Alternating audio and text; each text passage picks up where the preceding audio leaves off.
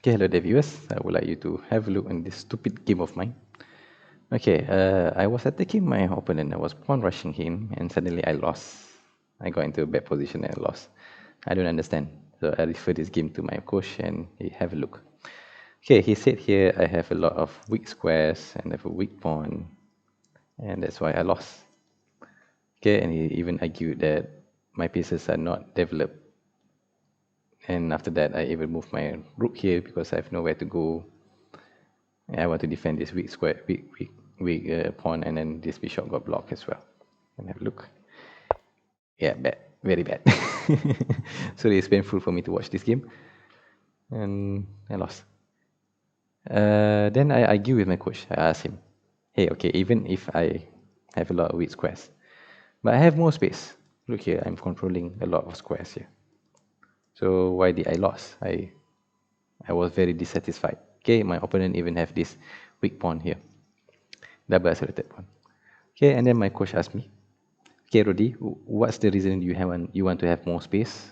Say, what's the advantage of having more space? Is that you're supposed to be able to maneuver your piece as well. What's the disadvantage of having less space? You have a hard time of maneuvering.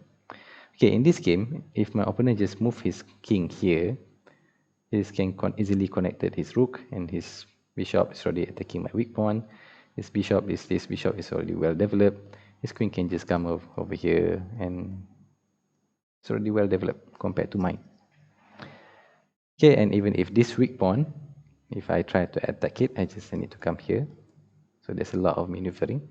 His king can easily come here and defend it. So we can translate a few things. His cramped position, because of my attacking, but his pieces are well developed compared to mine. Although I have more space, my pieces are not well developed. This harmony and so on is not yet moving anywhere, not doing anything. Stupid game. All right. So let me show you one more example where I actually learned my lesson. Okay, for this position, my opponent is pawn rushing me. You can see he's pawn rushing me. And then it was a bit scary, but then I see his position. Oh, his pieces are not even well developed. So that's not a problem for me. I can just easily come here, move here, come here, and castling here. And my pieces, I can say, is just well developed. So there's nothing to be scared of. So since he has more space, but his pieces are not well developed, so he might have a lot of weak squares. Okay, over here I missed a few things. I thought his pawn can come here, forking my knight. So I move but I can actually easily come here and attacking his queen, and his queen need to go back. I did not foresee that, so I just move here and run away a bit, and the position get into something like this. And over here, now this one has become a very weak pawn. Nobody protect it, so I start to take it one by one.